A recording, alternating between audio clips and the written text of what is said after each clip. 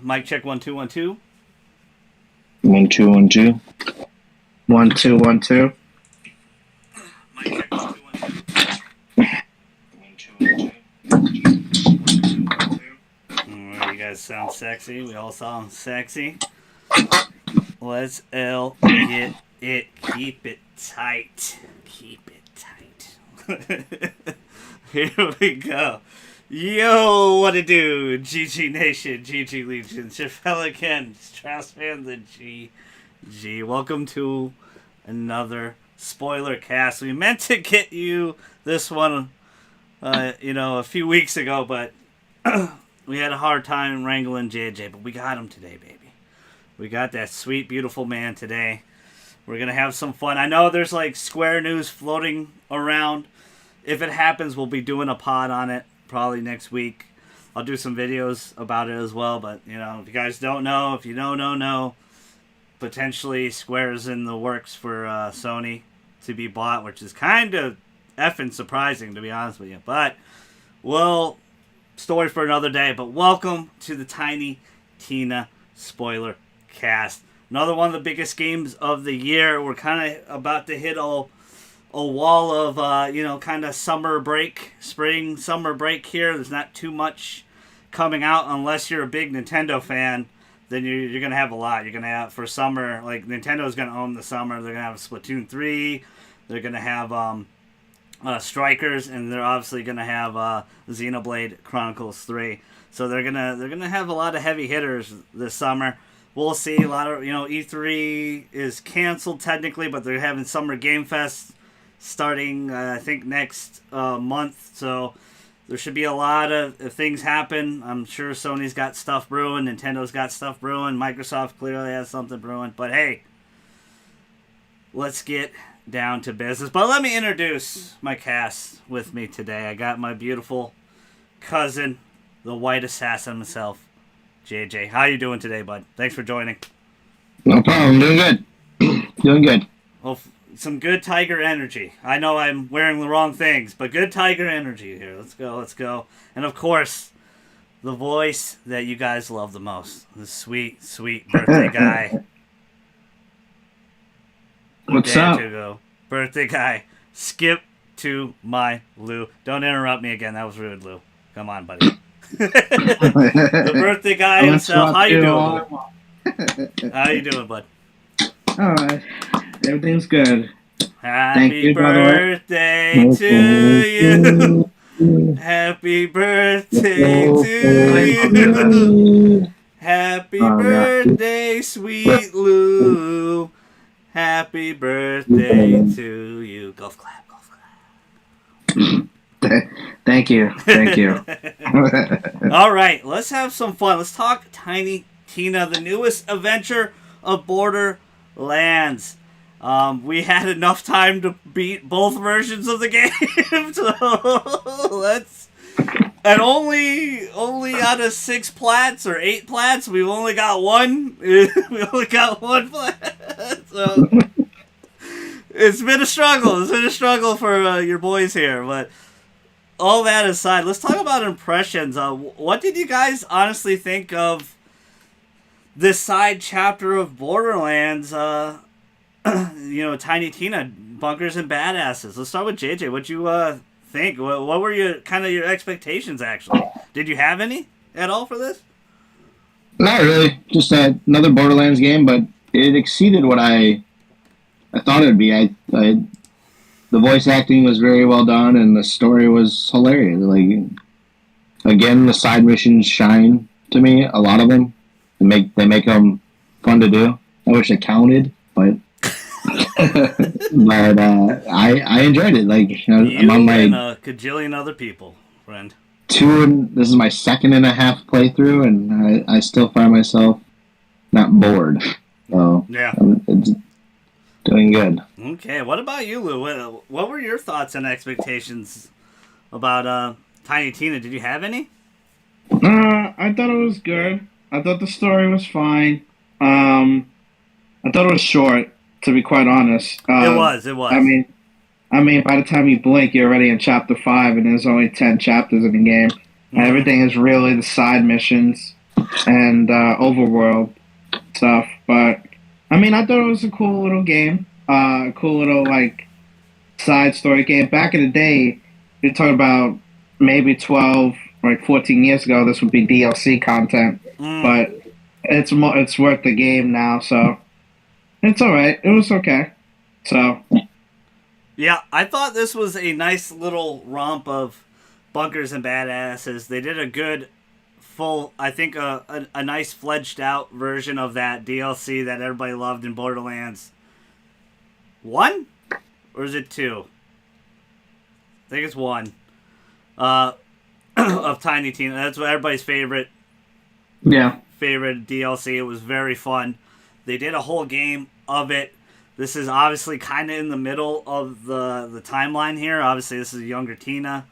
We're going to get into story spoilers and stuff, so just giving everybody a heads up. I'm going to give everyone a big spoiler warning. We're probably going to spoil all the games because we're going to be talking about 1, 2, 3, Tiny Tina, Tails. Like, we're probably going to be, because we're going to rank it here in just a second here, and we're going to spoil some stuff because a lot is reference from all 3 games. Plus, not the pre-sequel so much, right? I forgot, I left that one out, my bad, but that one's not like really referenced too much. But I do agree with you. It's a quick game. Especially, I noticed that a lot in my second playthrough. I'm like, shit, I'm in chapter 6 already, and I've only been playing for a little bit. What JJ alluded to as well is the side quests are the big meat of this game, and I think that's really fun, really well done. A lot of the side areas are a whole effing map like itself, and it has like 3 or 4 missions. One of them has 5. I was like, wow, it was fun. They were fun to play. It was fun to live in this world. It was also cool that you're not a vault hunter. You're not your character. You make your own character. You're newbie to the Bunker and Badasses games. A lot of funny references to, Dungeons and Dragons and stuff like that. The newbie, it's pretty funny. Like, the opening, you're not even colored yet. Like, you're just you're just a, just a regular piece, they make jokes about that. I thought the acting was pretty good. It was a really fun game. My expectations weren't super high, because it's not a true Borderlands game. Sequel is not 4. But it exceeded it to the most part, and I've really had a lot of fun, enjoyed it, even to the point where I wouldn't even mind just doing more, Dragon, I forgot what are they, the Chaos runs, really fun. I'm excited. We bought, JJ and I went splitsies on the DLC. I heard the first DLC is kind of a big letdown, which is kind of expected. We're going to get a new class later on. I'm interested to see how they evolve it. They tend to always kind of drop the ball in that first DLC for a lot of people anyway, but I heard it was kind of really bare bones for this one. I haven't even played it yet myself, but I thought this was a perfect side game until 4. So I think 4 is going to come sooner than later. Took them, I think, like 2.5, 3 years to make this game, even with the downtime with COVID and everything. They got it done pretty quick. It is pretty, 10 chapters are pretty quick, but, to platinum it, you're going to have to put 40, 50 hours in, and that's a decent chunk of your time. It's up to you if that's, if you want to do that, if that's the best route to take. Unfortunately, a lot of, like a typical Borderlands game or 2K game in general, a lot of glitches, trophy-wise, to really hamper the gameplay experience for everybody. We'll get into that a little bit later. Let's dive into ranking these games a little bit. Where would you guys rank Tiny Tina with 1, 2, pre-sequel, Tales of, and Borderlands 3? I'm gonna start with Lou. We're gonna go reverse order. Lou, where are you ranking Tiny Tina? Let's see. To me, I think Tales was the best journey that I enjoyed of the Borderlands series. think 3 is number 2, and then I probably go with Tiny Tina. But it's one of those things. How do I put it? Well, I'm not a big fan of 2, just for simple reasons, and I know that's everybody's favorite one is Borderlands 2 because of Handsome Jack. Yeah. But Borderlands 2 would be 4 for me right then and there. The worst one is Borderlands 1, and I haven't finished the police sequel to comment on it, so I'm not even going to put it in there. Okay. What about you, JJ? I think it goes, for me, it's 2 Tales of Tiny Tina. The 3 and then 1. I think what Tiny Tina did well, and I think they'll be able to do it for future, is the adding of having 2 classes with 1 character is pretty neat, and I thought that was a good addition. But 2 is what I cut my teeth on, and it's probably my favorite one. Good point there. I think you're a little hampered though with the multi-class. I wish it wasn't what I actually envisioned in my head with the multi-class system. It's a great idea. I wish it was executed a little bit better because I thought we'd be able to go like crazy with it. They did the smart thing, and you have to choose one particular move for it to work for like as your special, quote unquote special. But I thought I would be able to because my first class was the hammer one, so I'm slamming Thor's hammer. Thor's hammer, and I thought I'd be able to do 2. I thought I'd be able to do the other special, which was the Cryptomancer. I think I said it wrong. Is it? What were you first? Weren't you Clawbringer and yeah, and the Mancer one you did. The Stabomancer. Stabomancer. Yeah. And I thought I'd be able to throw the little stabby, spinny thing out, and then I hit with my hammer, but it doesn't work that way.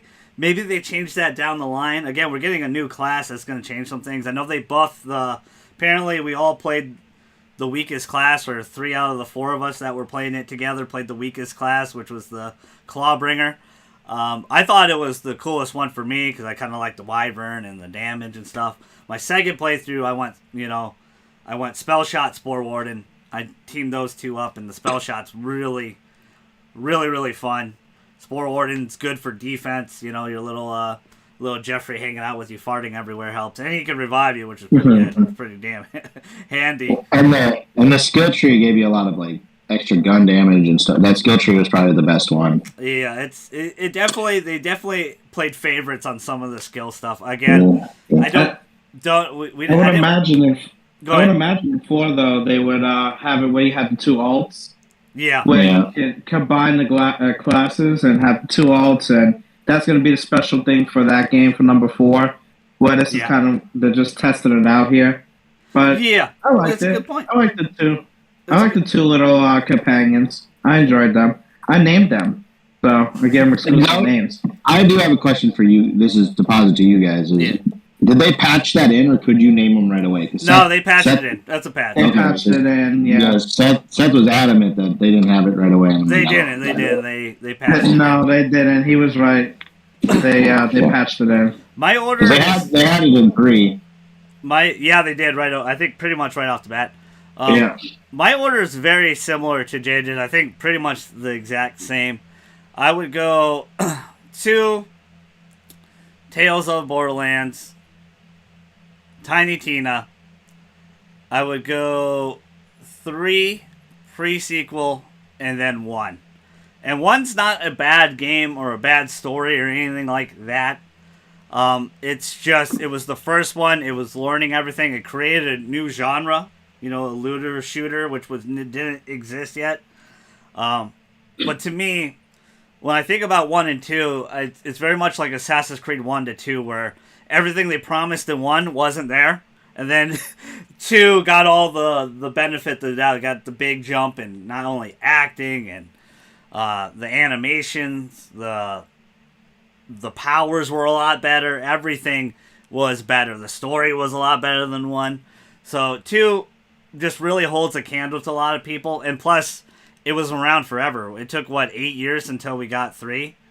And I think for a lot of people, including myself, 3 quality of life changes were excellent. But the way it ran on the PS4 and the story was a hit and miss in a lot of places for me. And it wasn't a bad story or anything. It just was, they kind of missed the mark on some things. But that's my ranking. Pre-sequel, man, that one, if you're not Claptrap, you're suffocating 90% of that game because you're in the moon and you need oxygen all the time. Yeah. So that I'm lowering that one because I didn't even have the goal to finish that one. I was just like, that's where I was at too. I tried to get through it and I couldn't. And it was just hard for me, where I didn't have to think twice about Tiny Tina or 2, 1, and 3. I could play Tails was just really good. I really enjoyed it. It was a lot better than I thought it would be. We had a weird groove of Telltale games I played on stream where I just played like all of it, like Batman. Walking out, I just played them all. We were all kind of just having fun. And I'm excited for Wolf Among Us too, but that's where I'd rank them. Tell us down below where you guys and gals will rank everything. But let's get right into the stories, though. What was your overall feeling of the story of this Borderlands story in particular? Like, I know we just ranked them all, but how did you feel about this story in particular, and how does it hold up? Is it the best story in the Borderlands series here, or is just good, really good, fun story? Let's start with JJ this time. It's a solid story. It wasn't the greatest thing in the world, but like I said, I think like what you guys already noted, where I mean, you can get to chapter 10 in probably 10 hours, or 6 to 8 hours, and you can fly through the main story.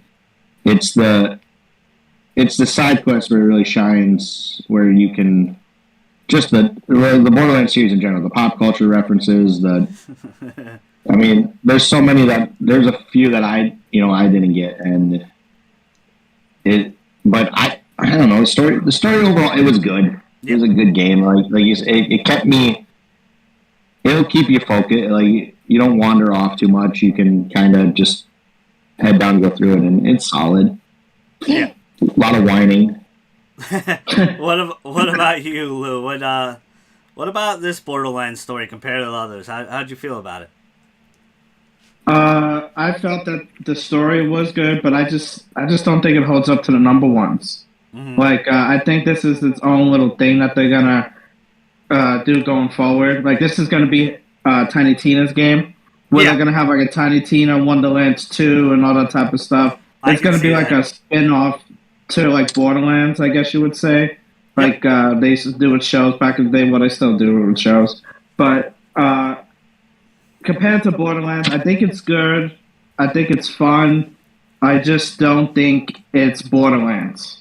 So, I don't know if that makes any sense. To me, like, I have it in its own separate category. I mean, they got a lot of references to Borderlands. I think that's cool. And they had a reference to The Witcher in there. We'll talk about that. We'll talk about the pop culture stuff in a second here. It's on the... Yeah. But, I think it's a good start for a first game. Yeah. So... I think it's very good. I think it's a very solid story. It's definitely, for me, you're right in a lot of ways. It's a spin-off. It's its own thing, but it's definitely a Borderlands game. I mean, it feels like like if you just played it and you didn't even hear anything about it and you just saw visually, you're thinking Borderlands the whole time. Just in a medieval universe, for me anyway. I really thought they did a pretty good job with the story, and probably the time they had, like 2.5, 3 years to make a game. Pretty damn quick. Fun little adventure. It doesn't overstay its welcome. I think there's a point in this game where it could have, where it's like, okay, it's getting a little long. Okay, it's over. It's over. We're done.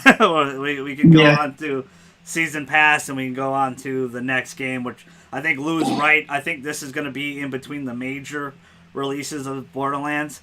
Again, I think we get 4 sooner than later. I think it holds up pretty well to those. Borderlands has never been the game for a strong story. A lot of people will fight you on that, but I always felt like it was more of a lot of people play it co-op, and it's hard to understand anything that's going on if you're playing with 4 players. Us here, we generally just played by ourselves. I did play second playthrough with Lou for a little bit, and then he was worried about that trophy, and then he kicked me out. JJ played his whole Borderlands career, essentially, has played with his son Seth the whole time. They played pretty much every game together. I've generally played a lot of the series solo, but I have played it, obviously, to get the platinums and stuff. We got to team up, do the badass ranks and all that shit. And usually there's some sort of gimmick. In 3, it was like the slaughter domes, right? That was the gimmick. That was like, we all have to team up, do the slaughter domes, to get that platinum. And this one, it was the chaos runs where we did so much and.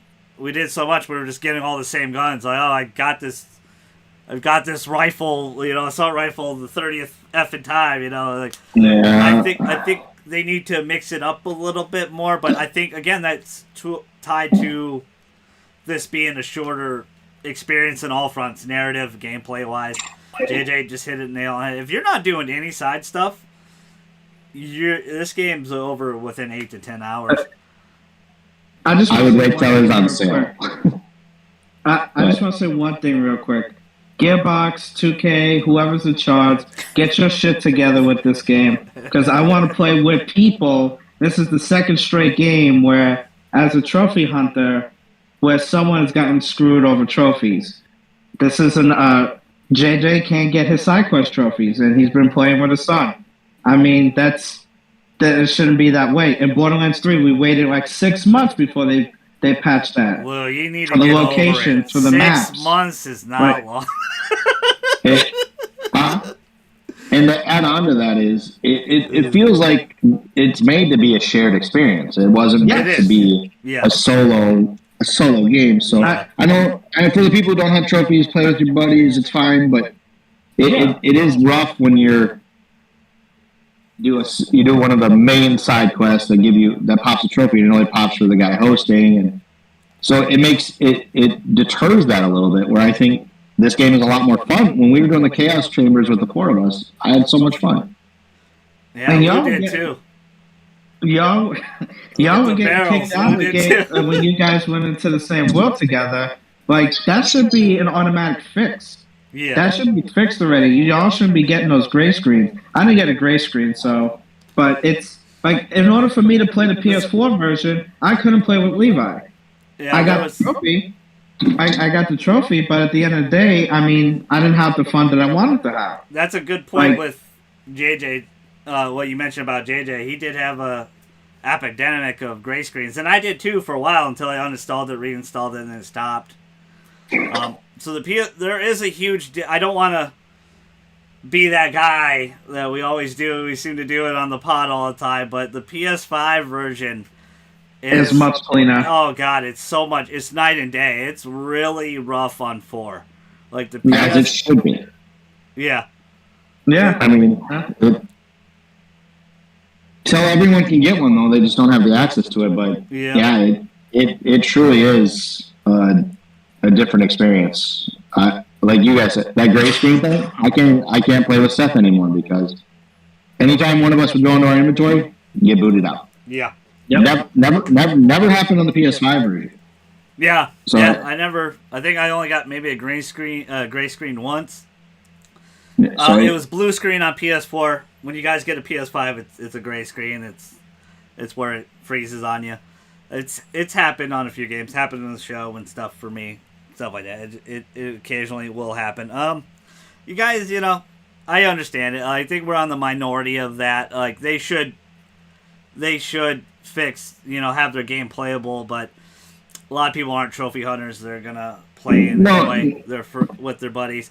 I'm with you guys though. I think this is it's more like the third game, really. It's like the third game going on where it's hard. We can't really play with each other and get trophies, or we're praying, like, please just let it pop. This second playthrough, I didn't worry about it too much. I was very fortunate and lucky in my first playthrough of having no glitches at all.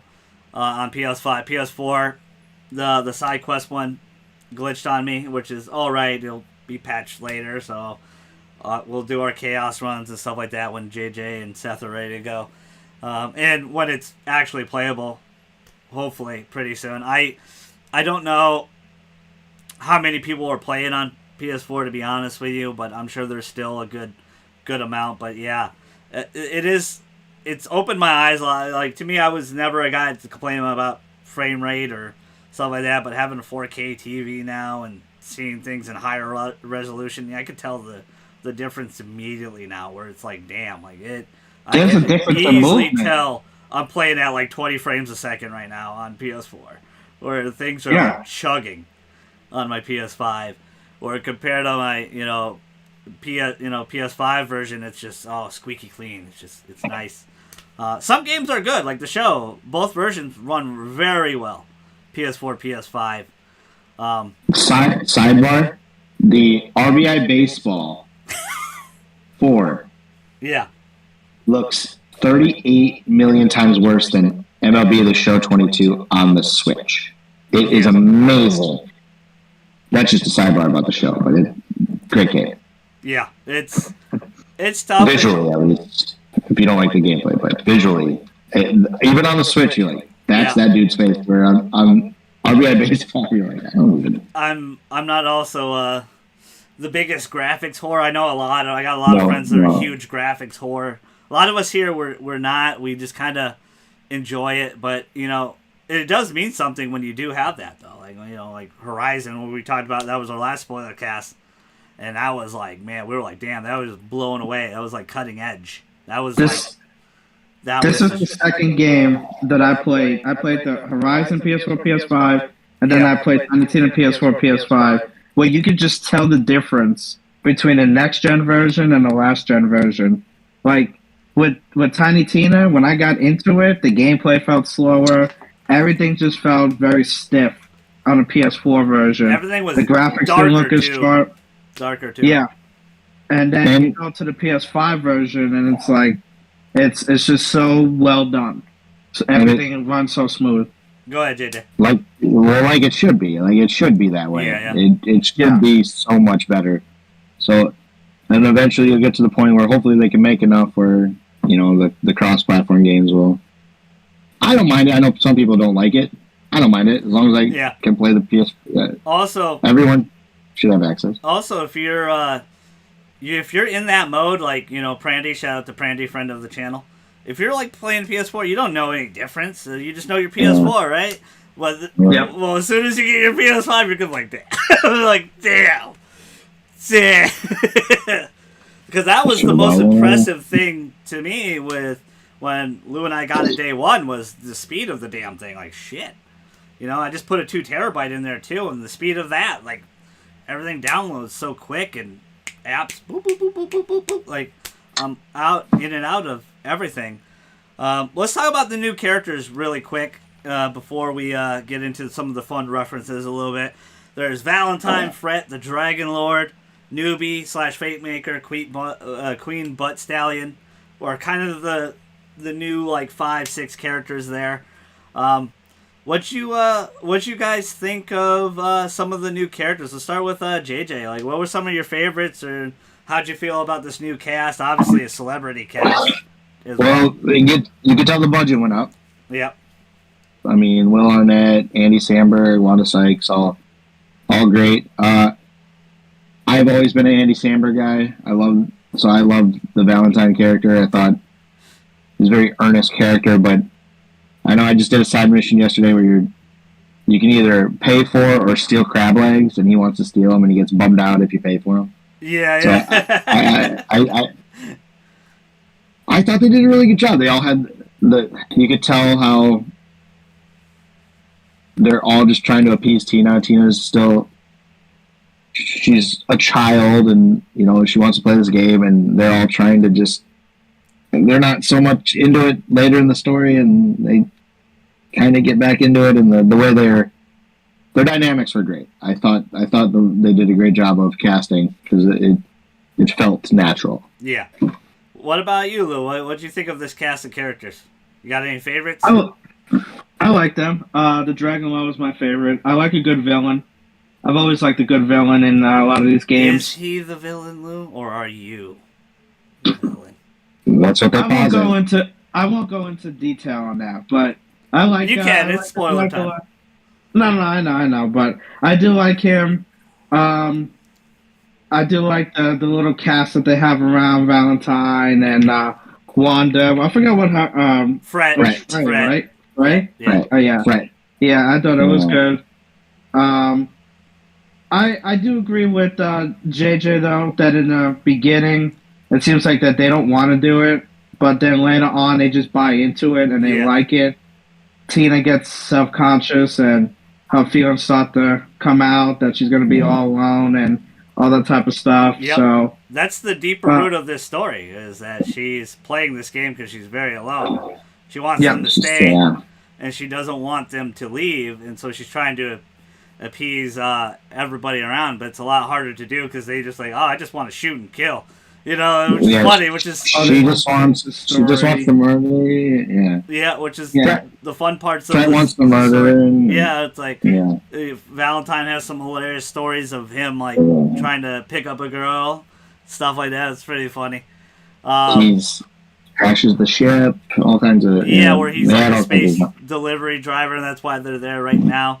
Yeah. For me, I'm with Lou. The Dragon Lord, I thought he was awesome. He was a funny ass character. Will Arnett did a great job. I like the twist in the end where we don't kill him. I like the fact that he murders Queen Bud Stallion off the rip. I was not expecting that. I don't know if you guys were. I was like, oh shit. Like, okay, like, all right, like this kind of picks up a little bit. Very fun boss fight. Not when you have a bunch of curses on and you're relying on Seth to win it for everybody for the chaos. That was almost the most clutch performance ever. He did a great Yeah. job, though. Very proud of my little cousin. Love you very much, Seth. But man, I was like, why is this so? And then we got all kicked off. We got kicked off the edge and everything. Like, what's going on? Like, our lives are We're gone. getting Like, so hard on ourselves. it was funny until we really figured it out. We were putting a lot of curses on ourselves The and bar- stuff like that. His best bit of dialogue, though, is if I think it's pre-order bonus, but when you get his spell, and anytime you use it, he's always like talking shit to you. Yeah. Why are you summoning me here? Right? I'm sure better things to do or something. Very funny. I want to do a quick side note, really quick. Did you guys know who the note taker was? Let's start with JJ. No, I just heard that voice today or yesterday too. No, I don't. no. It is Roland from Borderlands 1 and 2. Okay. Yep. That makes yes. Yep. Roland taught Tiny Tina, this game, and she got mad at him. She got mad at him about it, and he's like, "Oh, I promise to come back and we'll play again." And he dies. But he gets murdered by Handsome Jack in Borderlands 2, which was a great way to do a twist, unlike Borderlands 3, where they didn't do such a great twist. It kind of happened a little too quick. That makes a lot of sense now. Yeah, they brought back a lot. She references that a lot and how she misses him, and they're never gonna get that chance again to play again, and that's why she's like so desperate to keep Fret and Valentine here and appease them. And there's a funny ass reference to Borderlands 3, which is what I'm going to start off with, because we're going to start with the references. Like, I want to start it off because it's a funny ass reference. I don't know if you guys caught it, but there's a funny ass reference to Borderlands 3 when you fight the King Drill, the giant sea serpent, and you're fighting him, and she's like, "Well, my favorite character was, I forgot her name though, that snake girl's name. I forgot her name. She wanted," and they're like, "Oh no, let's just kill her." And she's like, "What? No, she was my favorite character." Blah blah blah. And they're like, "Hey, don't force characters down ours. Don't force us to love characters." And that's a reference to Borderlands 3 and Ava when they killed off Maya in Borderlands 3. Like, that was a lot of people's favorite characters. A lot of people had a big problem with that. Before Last of Us Part 2 was a thing, it was Ava in Borderlands 3. A lot of people did not like that twist. And that was when I instantly heard that, I laughed when Fred said that. Don't force us to love characters. I mean, I just started rolling laughing, and I had to ask you guys if you guys caught that because it was funny to me. Instantly, I was like, "Oh wow, that is a funny ass shot at Borderlands 3," and the fandom of the fans being upset, and they understood. I mean, Randy Pitchford talked about it but I remember that was a big thing back in the day, even in our Borderlands 3 spoiler cast a little bit. Yeah. But it was funny. It was funny. You mentioned it in the party like a week ago, and I thought it was a reference to Last of Us. Yeah. But that's what I immediately took out of it. But I never thought of the other side of that. So they were directly it could be referencing the fans from 3, which was hilarious, and it was funny. And I can laugh at a good joke. Like it's funny as shit. Because I was on that side. I thought they killed Maya way too early in that game, and then they did literally nothing with Ava. Like literally with all the DLC. They have like 10 DLCs for Borderlands 3, and they did nothing with Ava. They did a poor job making her a great character for a lot of people because you got big shoes to fill, and it's tough for people. Like it took 8 years for Borderlands 3 to come out. People were really looking forward to seeing those characters again. It's tough. It's tough because people act like it's a new thing, but they've been killing off characters since the end of the time, main characters since the end of time. It's just what makes the good ones is when people can understand it. When people can't understand it and they're mad, it's like, okay. You're not going to win them all. I give a lot of creators a lot of credit for doing it. In general, having the balls to do it, It's not easy to do, but that reference was probably my favorite in that game where I just laughed because she's like, I really love she was going to pal around with you and we're going to do more requests with her. And they're like, nah, we hate her. Just get rid of her. Let's kill her. And she's like, no, don't kill her. No, she's my favorite. And I forgot her name. I feel like I just did that quest like 5 days ago or something, but it was really, really funny. That one hit me good. What about you, JJ? What were some of your favorite pop culture references in this game, if you can remember any? My favorite was the /Star Wars one. Where Gargle Snot, you're trying to save Murfetta. The Smurfs, yeah, that's a great side quest, man. Well, when you look through the window when he's talking to her, and he says that he is her father, and then you do the whole Luke, Darth Vader. Yeah, they do, yeah. So that part was pretty funny. The Murphs that was a great one, and it's funny that the blue Murphs are the evil Murphs. Like that's funny. Yeah. Really hilarious one. What about you, Lou? Do you remember any that you liked that stood out? I like the Witcher one. I just wish that that could be explained a little bit better in terms of. I get where they were going with Geralt, or Garrett, whatever the character's name was. Garrett of Trivia. Yeah, Garrett of Trivia. The Ditcher. He referenced himself as a man whore and all this type of other stuff, but I kind of wanted to know what the reference of the mission was related to The Witcher in terms of is it a mission in the game or it was more satire of Geralt, being this badass, womanizer. He's got veins all over the place. He's always. I just did that when he was talking shit about how he kills all these monsters and do all this, and then he gets killed right away. Which is just a funny ass reference. And he's smarter than everyone. So that was the big, not the mission itself. That was the satire was him. He didn't really need you for this quest. He's just gonna make you do all the work because it's really funny because I don't know how our Witcher gurus, our Witcher friends would feel about it, but it was a very funny satire and take on Witcher. They called it the Ditcher. Very good. I liked Jack and the Beanstalk a little bit, where you kind of evil being this whole levels in the air and everything, and a couple cool real boss fights in there, the giant skeleton and stuff like that. That was really fun.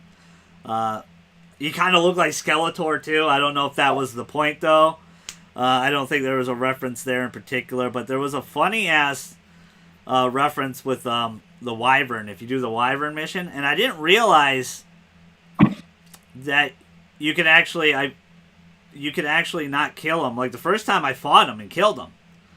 Second time, he actually I guess I actually did the mission proper, and he just gave me all the loot, and I was like, oh shit. I was like, I didn't know that. I thought I had to fight this guy. So there's some good differences mechanically in this game, story wise. Did you have any more, JJ, that you can remember? It's not necessarily pop culture reference, but my favorite, my absolute favorite side mission was the Ron Revote one. Yeah. Not so much for the side mission itself, but when he jumps off the cliff and kills himself, or just thinks he's saving the princess or whatever, and he jumps. But when you get back to the overworld, his dead body's laying there. Yeah. And you can pick up loot off of him. I thought that was pretty funny. I thought that was a good way to do it. That is a very funny mission as well. What about you, Lou? None that I can remember, but the one with the blue people, the Murphs. The Murphs, yeah. That was funny. I thought that was cool. The Claptrap ones are pretty good, too. Yeah, Claptrap's pretty great. cool. You know, a reference to Arthur, in the Round Table, you get Excalibur and shit like that. And Claptrap's, he's always really fun. I'm glad he was in here. I was glad Torque was in here, too. And, he was playing the harp and he's cursing. Punch Father. Instead of the fairy godmother, Brick's in it. I was expecting to see Moxie and Mordecai, but they weren't in it. They weren't in this particular story anyway. Moxie was referenced, though. She was, yes. She was. Which makes me think, how old is Tina? She's 12 in this game. Because she's trying to sleep with Moxie, which is weird for a 12-year-old to do. Yeah. So, it is. It is. Very she wise. She can do it in Borderlands 3. She gets it. The Ditcher, the back to the Ditcher one, but when you fight the boss, I think it's Salisa or whatever, you have to kill left and right shark. I thought that was that's pretty funny. The Carrie Perry reference there. Yeah, that was pretty humorous. I'm sure the Dragon Lord are pretty good. I'm sure the Dragon Lord is a reference to something too. I don't know off the top of my head, but man, it was really fun. A lot of good references. Borderlands always has a lot of great ones like Rackman, Batman, stuff like that. Ninja Turtles was referencing too. Yeah. Which is you had to kill the Tooth Fairy. Yep, the Tooth Fairy in this one. You got to kill. It ends up just being a regular goblin. just trying to make mimics. Yeah, just trying to make mimics. That's all it was. Yeah, it's really a lot of really fun missions in this game, and also the Battle of the Bands. Where you that was good. That's a funny ass one too. Where you're getting them like demonic power and stuff. Well, that leads into it. That's also what I liked. A lot of side missions led to other ones. Yes, you couldn't unlock them unless you did it. So that led to getting a new body for the demon. Yes, which is pretty funny. They did. I think it's a short game, but I thought they handled it pretty good. I thought the side missions they tried to pack that full of comedy. Yeah. Let's talk about the ending of the game. So I kind of already spoiled the big twist. You don't kill the Dragon Lord. He frames Tina. Not frames. He shows that he's only doing this stuff because Tina has made him. This was Roland's character, and has kind of turned him into like this quote unquote evil doer. But there's a nice little twist. That was Roland's character. See, I thought it was hers. No, she created. She made. That was. Because he was the game master, and I thought she made the Dragon Lord as her character. You're probably right. It's probably the other way. But it was a character she had a special bond with Roland.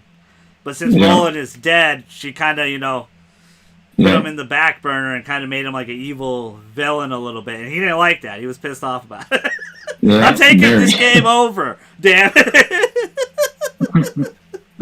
Which is really funny. It was a good twist. Again, well acted. It was my favorite character. He's always trying to be like, hey, why are you playing for her? Like, she's making you do all these dumb things. And it's really funny reference material. But big twist. You don't kill him. he gets a new wife, which is funny, Bernadetta. I was like, wait, no, I don't have a wife named Bernadetta. You know, and he serves the sentence for 200 years. He's got to work 200 years in the Chaos Dungeon with you guys, and he ends up living. You end up not killing him. Happy ending. Queen Butt Stallion revives. Very, very fun. They all enjoyed the game to the point where they are going to play again. They want to play again. They're going to do another round, which is to lose point and credit. They're definitely setting up for a sequel. Obviously, more DLC. A, what did you guys think of the ending? And B, well, let's just do the ending first. What did you guys think of the ending, Lou? What'd you think of the ending of the game? Thought the ending was good. I probably went for killing him, but I thought it was good. Monster. I guess it's good. I guess it's good to savage him and keep him alive and have him serve a sentence. Breaking news. I thought Lou's not a chiller. He's a killer.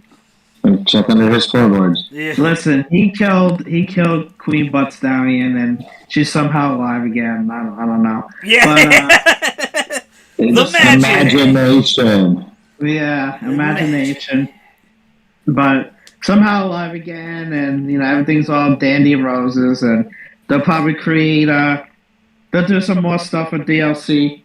But hello. Yeah, we're here. Can you hear me? Hi. Sorry, I had a phone call.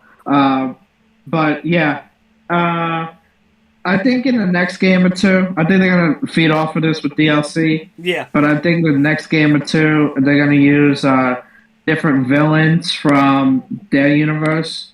So you might see like Handsome Jack come back. So it'd be the easiest way to bring them back, right? Well, it is the best. It would be the best, or not the best, but definitely the easiest road to. I understand where Lou's coming from about Handsome Jack, because I think they bring him back a little too much. Like he had his time in the sun. They even did it in Tales of Borderlands, which was creative as shit. Him being an AI, that was pretty funny. I was like, oh shit, what the hell? That was pretty funny. But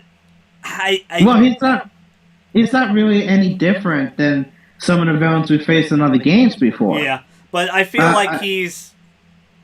I feel like they use his archetype all the time now with all the villains now, where I think the Dragon Lord was a nice little different. It still had a little Handsome Jack in it, but not like that. He wasn't like truly evil or anything like that. He just was just a misunderstood creature. He was just trying to get used to that he wasn't doing it of his own free will. Mm-hmm. It's all her fault. She's the bad guy. Yeah. Love Handsome Jack. And they'll give damn Handsome Jack any way they can, give it. And, we'll take it. It's a good point. I guess. I mean, he got his own damn game, but all three of us haven't finished it. To this day, we have not finished pre-sequel. And I tried quite a bit. JJ, what'd you think of the ending? To what Lou said, it was good. I think there's more stories to tell with the Dragon Lord, so obviously they could do DLC stuff, and I think killing him wouldn't have made sense, because it would be like it'd be in her world, killing him wouldn't make sense because it would be like killing Roland. That's the last piece Memory she has of him, of connective tissue to him. So killing him would, it might be healthy, but it would sever that tie completely. Yes. It would also make her move on, though. That's what I'm saying. It might be the healthier road, but she's a 12-year-old girl, so. Yeah. And we don't really know the in between either. Like what happens with adult Tina and then teenage Tina. That whatever happened, because we only see her for 2 missions in Borderlands 3. I wish she was in that game more. I wish she was a DLC character in that. It would have been so fun. Her being the explosive character, just throwing bombs out and shit. That'd be such a funny thing.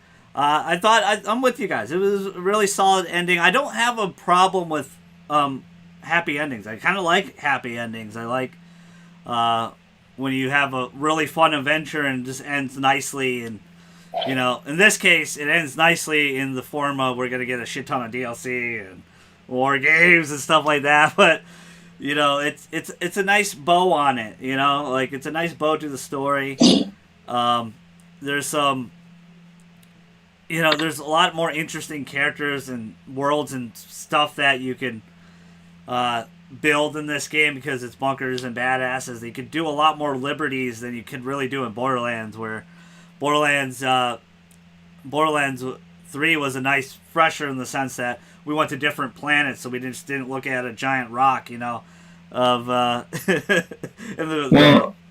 opening. Yeah, it's a game based on imagination. You can literally do anything. Yeah, so you could do a lot of fun things with it, and you could play with the class system a lot more. Like Lou mentioned, that they could add to it. And obviously, the DLC I think will add more levels, and we can level up and put more points and really fudge around with the class tree a little bit more. You know what would be cool is if in the next Borderlands we do a multiverse, bring some of those characters back. Tired of multiverses, though. They're gonna. I wonder. Multiverse is the wave. Yeah, I mean, they're gonna reference the multiverse. What's gonna be the first game referencing multiverse? Spider-Man 3, Spider-Man 2. I mean. No. No. Wolverine. Whenever Spider-Man 2099 shows up in Spider-Man 2, and I'm like, oh shit, where'd you come from? Yeah. 'Cause they've already done that. What was it? Shattered Dimensions? Yeah, which was great. That's a very underrated, underappreciated Spider-Man game. The Shattered Dimensions was really good. They've already kind of done Edge of Time is pretty good. The sequel to that is also pretty good. Yeah. All right, let's talk about DLC's potential. Off to a slow start. We got 3 more DLCs coming. It's a hefty price. I think it was $30? $30 for a season pass. Hefty price. JJ and I split these, which is I think are going to be our go-to when it comes to season passes. We'll split the season pass so it doesn't cost us an arm and a leg if we want to get, especially WWE. They're doing a lot of characters, so we could just go split these on. But they're going to add a new class, which is obviously they're going to save it probably for the 4th DLC. But what are your hopes and expectations, JJ, of the DLC? Or do you have any? Or you're just kind of satisfied? I wanted to get it because I enjoyed this game so much that I wanted to play with you guys more. And that's why I wanted to get it. Yeah, I just don't want it to be kind of like the first one was, where it's just, you just go in and more Chaos Chamber type stuff, Yeah. I'd like to see some more, like a side quest of sort where she's kind of narrating you through another, not full adventure, but like a couple missions. You get a few here and there. I'd like to see it, obviously, with the 4th class coming, or 6th class, whatever the fuck it is. Yeah, that'll be. But I'd like to see some. See some kind of, hey, we got to go take on this, and maybe the Dragon Lord's going to help you. He kind of is a side character there too. Yeah. Something kind of story, not so much. The Chaos Chamber is what it is. It's fun, but it's repetitive. Yeah. So. And they're adding new events with that too. They add new events in the Chaos Chamber for special legendaries and stuff like that. So we got to take advantage of that eventually. I thought they've been doing decent. Like every weekend, it seems like if you go to a different area in the map, you get more loot and gold and stuff. And a particular weapon will drop there. Yeah. Something like that. What about you, Lou? I know you don't have the season pass yet, but what are some of your expectations and hopefulness of it? I wouldn't be able to tell you because I don't know where they're going with it. I mean, I guess they'll have like Valentine and I'm always forgetting Wander. Right. Had their own tell their own story. Yeah. So, but like I said, I wouldn't be able to exactly tell you because with Borderlands and 3 and all their DLCs, made sense. I wouldn't be able to tell you here what they're gonna do next with it. So I'm just gonna go along with the journey and see if I like it. And if I do, I'll buy it. If I don't, then I'm not gonna buy it. I'm hoping So that new class is going to be really awesome. Obviously, they're going to make us wait quite a bit for that. I don't think we're getting it right away. yeah, I'm I think it's hoping, the last DLC, is what I read. I'm hoping with JJ's probably right about that. I'm hoping they do go a little more all out with these next three, at least a couple of them, maybe the last two, where we do have kind of a new big area to explore and do a bunch of side quests and take us through a journey again, because they got to give you more incentive to, if we want this new class. I guess we could just respec because we're rich as balls right now, so it doesn't really matter. But I'm hoping for some new cool legendaries. I'm hoping the class is good. I want more of the world told a little bit. You could do Dragon Lord, you could do Fret. Tiny Tina could do, oh, this is a new side area, stuff like that. I want some more meaty stuff. If you're going to charge people $30-$40 for a season pass, I think you got to bring it a little bit. You can't limp in, and they limped in pretty bad. Like, a lot of people were really pissed off, and thank God we split it, because if one of us bought it at full price, we were like, damn, that's so I'd hold off if you guys don't game share like me and JJ. I would hold off on the season pass until it's on sale, something like that. Wait till the good stuff comes anyway. I hate to say it like that because I'm all for giving the developers their money because I like supporting games that I really enjoy. And I enjoyed this one enough that I wanted to keep going and playing with you guys. And again, I don't think it's the most fucking amazing thing ever. Yeah, fucking trying to, like, you know. But it was fun. And I had a lot of fun. And ultimately, sometimes it's not, I know we're big story guys here. Sometimes it's not about that. It's just fun. It's just how much fun you have with the game and where it goes. It's nice to take a break from those giant games. Yeah, you know, we're playing a lot of games we play, and especially me in general, and just JRPGs. You know, I'm putting 100 hours in some of these games. You know, and that's one fucking playthrough, and I gotta do a fucking another one to get a platinum. You know, like it could wear on you a little bit. Yeah, especially if you're a platinum hunter. But sometimes you gotta just enjoy the ride, enjoy the flow. It's not always about the beginning or end. Sometimes you're just enjoying the experience and just enjoying. Unfortunately, we didn't enjoy much together because we couldn't. We couldn't. Hint, hint. But they're hard at work. I'm sure fixing this stuff. It sounds like Horizon's gonna get some potential DLC down the line too. Some stuff leaked about that. I know that this is Tiny Tina spoiler class, but it looks like they're going to keep these games in your mind. And I think this game will be nominated for some stuff at the Game Awards. We'll talk about that next. Like, I think it'll be nominated for some stuff. I think it could potentially win an award too. Because this year it might be a little light now. We're getting into like I said, the wall where there's a nice little break for everybody. Everybody can play catch up a little bit, especially if you're not a Nintendo fan. You're not worrying about any of those summer releases and stuff. You're going to be all right. Let's end it out here before we get to Pretender Contender, our favorite game here on the GG and Friends podcast. Let's talk about would there be any improvements to the game, story, mechanics, etc. to Tiny Tina that you guys would like to see in a future Borderlands game or this game in particular? Was there anything that really kind of bugged you at all about this game, besides obviously the glitches and the gray screens and all that shit? Was there anything else, JJ? Well, I do like what you said about being able to use both action skills for the class you pick. Yeah. It does, it caps you at 40, but I do like the mythic, mythic thing, where you level up more after the fact. Mythically. I thought they did a decent. I think that's a good idea, but maybe being able to use the two action skills or some of them felt very lackluster. That's a good point too. Some of them, for a lot of people, it felt very obvious which one to pick. Like, I really like the spell shot, but it's pretty. I mean, you're just casting two spells.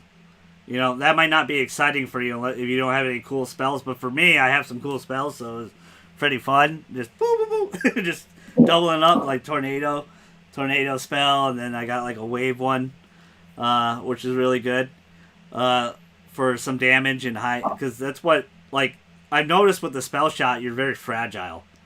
I can't take hits for anything. I do a lot of damage, but I can't take anything. At least with my Clawbringer, I have good defense and everything like that, good attack, and more of a powerhouse, stuff like that. I wish they would combine, like, for example, you have a special name when you combine the two, like Sporcerer, which is the Spore Ward and Spell Shot together. Have a special unique combo ability or something with that. Like, give each special name a combo ability. It would be really cool if you, like, this is not how Borderlands is really designed, but it'd be really cool if, like, for example, if you have your two pets, you have a combo attack special ability meter you could build up, and you can't use it all the time, but you just build it up throughout, the course of fighting, and like you have a special cool attack with both your pets just annihilate the opponents and just clear them out. It'd be really cool. You could do like a quick cutscene. I'm sure that'd drive everybody nuts on PS4, but PS5, say PS5, like nice little quick cutscene, animation, boom. Or maybe you have an option to turn that off. I think that'd be cool. I think it'd be cool if they did some stuff. Even if you gave, let's say you can only use one action skill like you can now. Yeah. And each class has two that you can choose from, so that's four. Maybe give a fifth one if you want to use a combined where, say, your Spore Warder and your Clawbringer and stuff. Give them another action skill that is specific to that build. Yeah, which would work. That's pretty cool. That's a smart idea. Like you could hit the hammer on your Spore buddy, and he launch it into an enemy like a bowling ball or a golf swing or something like. Cricket, whatever you want to say. Lou, any improvements? Anything you would like to see to this game, or anything that bugged you particular besides glitches and stuff like that? Now that the enemies basically scale to your level, which is something that I like that they've done. Me too. That's a cool. I thought that was pretty cool. I think there's no reason to have a cap rank anymore on your levels. I think you should be able to go over 40 without DLC or all that type of stuff. Get those extra skill points. I mean, you're not affecting anyone online. This is basically a single player game where you're playing with your buddy. Yeah, it's PvE, not PvP. So, yeah, so like if I end up being a 53, I ended up getting those extra skill points that I could put in the other class and making me stronger, making me better, my health better, my shield better, whatever. I would like to see that going forward. I would like to see what you guys just talked about with the extra ults. Yeah. You basically picking two ults if you're two different classes, and if you end up having a third, then maybe three. That might happen though, Lou. That you just mentioned it. We might get. What if we do at the end of the DLC get like a third class they could put? That'd be crazy. Holy shit! We have 3 skill trees. Well, I just don't like the idea of like, okay, you're capping at 40 anymore. Yeah. Like, there's no reason to do that. Like, if I join your world, your enemies are still your enemies at your level, and it's and my enemies are scaled to a different level because of my level. Like, if we're gonna do that, then we need to change that in 4, where it's like, okay, well, I can't just cap out at 40 anymore. I could go to 41, 42, 100, 150. Yeah. Like, you know what I mean? It's just like, the only thing is the enemies get harder, but you get stronger because you get skill points and stuff. So, I think that's where we need to go going forward. And the other stuff is more of like, Gearbox, fix your fucking game in terms of the trophies and shit, but and other little mechanics. But that's it. I see where you're coming from. I did like the change where everything capped out. Not capped out, but everything was your level. I mean, you get to level 40 quite easily. I'm shocked they didn't go 50. Because every other Borderlands game, it's always 50. And even Borderlands 1 was low 50. Like you cap out at 40, and you get there really quick because everything scales to you. I like that a lot. I think that was a smart addition. You're not fighting level 1 enemies, anymore. You're fighting everything's to your level. You got a good chance to drop legendaries. I think the loot system's pretty good, pretty fair to you in this game. You get a lot of loot quick. I do like how they have chaotic and other versions of the loot now with the new DLC. Legendaries that are powerful, the enchanted stuff is the stuff you should try to go for because it's just insane abilities you get with that, insane techniques. I think they need to tone down nerfing that stuff. Like you said, it's not PvP and we're not fighting each other. If guns are glitchy and fun, keep them glitchy and fun. And they have a bad habit of just turning them down. It's fun to melt bosses and shit. You know? That's a big part of the Borderlands community. If you watch them play, they love melting bosses. That was really fun in Borderlands 3 when I would hunt some bosses with Chad and we just go melt all the bosses, you know, and get a bunch of legendaries and shit. It was really fun. And then you nerfing guns and stuff. I think they need to tone that down a little bit, but it'll be really interesting. I'll probably even predict maybe we'll get a third class at the end of the DLC. Maybe we'll get like a new 3 skill trees. That'd be pretty fun. I hope they raise the level cap each time. Lou has a great idea. Just keep it going. Maybe even just max out at 100 or whatever. The cool part about the mythic I wouldn't ranks, even though, do that. really quick, the mythic ranks, really quick, it keeps you going because they did the same thing with the badass levels, chaos levels, and the other games. It keeps you going because you got other points you can put into luck and attack and power, which is still cool. I kind of that does kind of hamper the cap a little bit, in a good way. It keeps you going a little bit. At least you still feel like you're leveling up a little bit. Go ahead. You could tie that to like the chaos runs though, or their rounds that they like to do. Like you know, for as well as you guys do in those rounds of chaos runs, you know, you get 2 mythic points. It's basically you're leveling up twice, right? I mean, if you really think about it, when you finish the 10 rounds or the encounters or whatever it is, Something like that. you know, you basically level up just like you will level up your character. So you get 2 skill points and then 2 mythic rank points. It makes you stronger, makes you better. You know, that's the way that I would do it in particular, but they like to pretend that it is a PvP and, you know, fun. There's a limit to fun, and I would just like to uncap that limit on them.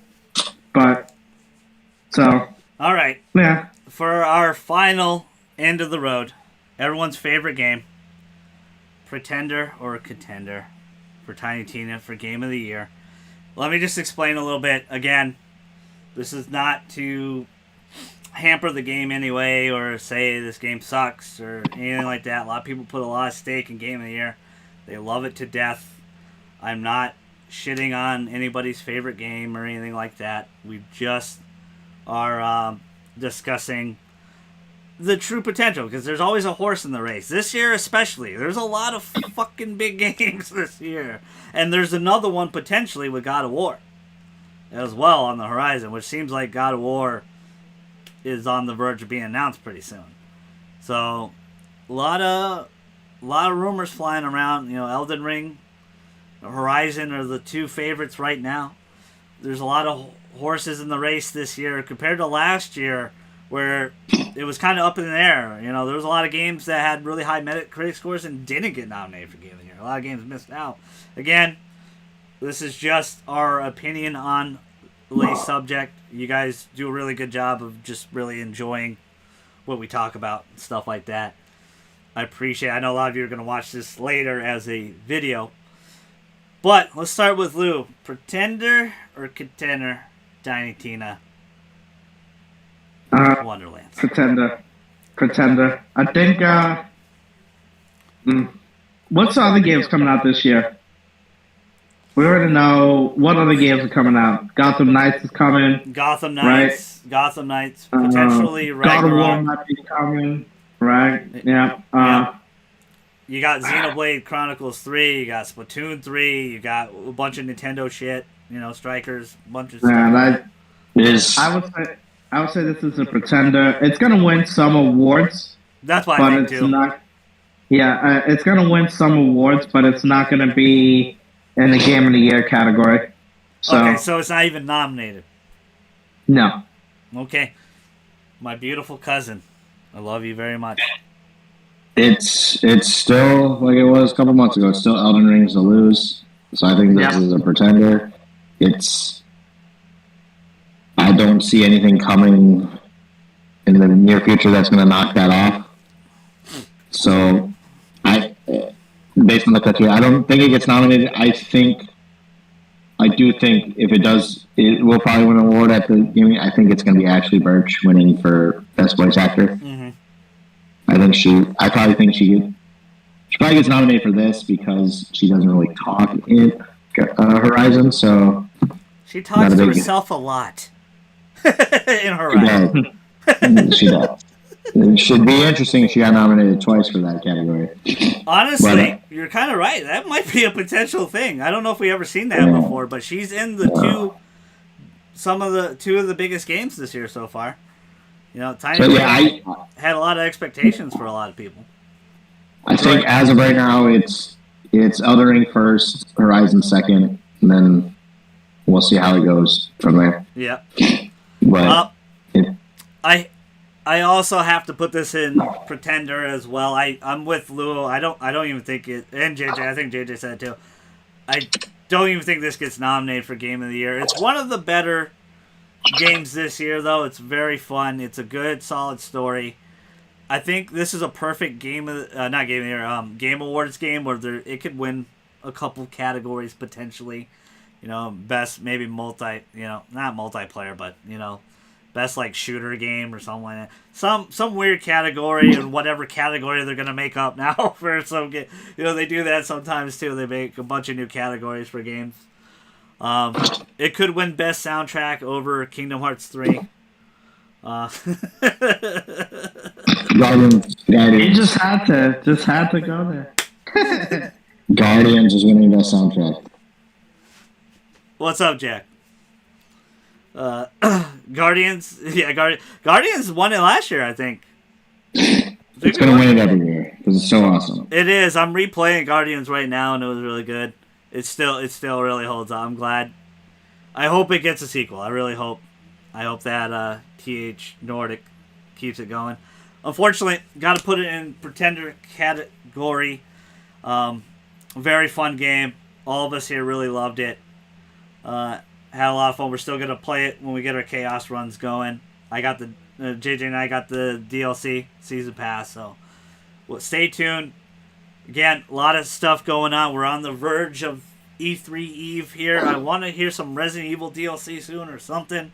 RE4 remake. I'm kind of getting anxious. I want to see some things happen pretty soon. Sony has been a little quiet. They might acquire some new studios. They might have a big announcement pretty soon. I think Ragnarok does make it this year. And I really do believe Ragnarok has a shot to win Game of the Year because it did knock off Red Dead Redemption 2, which was the highest ranked game that year. And that was a 2-horse race last year, and it might be a 3-horse race this year between the two Sony titles. I don't know if Forspoken's going to sneak in there. I don't know yet. That probably be another... That's not till like October. That'll probably be another spoiler cast down the line. But I want to thank Lou and JJ. I want to thank Lou and JJ for helping me out on Tiny Tina WonderLands spoiler cast. Tell me what you guys and gals thought. Smash the hell out of the like button. Again, I know a lot of you are going to watch this as a video, watch it later on your downtime. Appreciate that. Bottom of our heart.